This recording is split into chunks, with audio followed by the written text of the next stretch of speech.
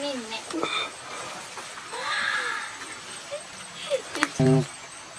Này em cà phê này em. Về đây.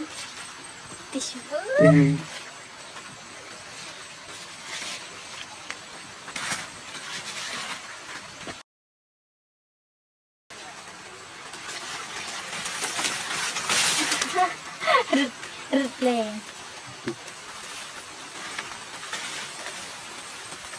Bây giờ nữa.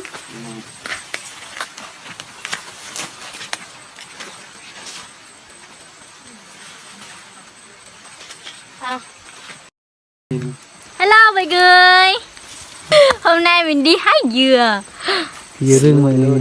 Dừa rừng chữ đồn. Hello mọi người. Chào tất cả anh em. Còn là kênh của Âm Mọc Reo mọi người nha.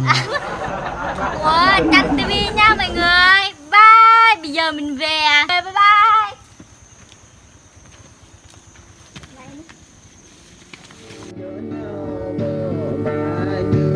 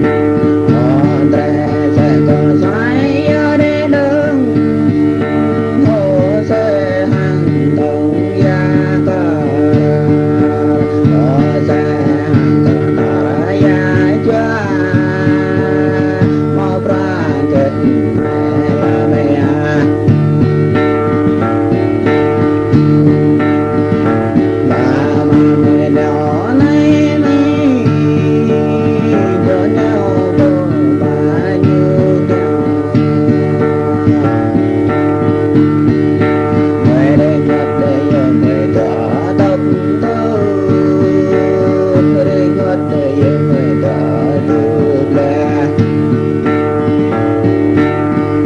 để không bỏ lỡ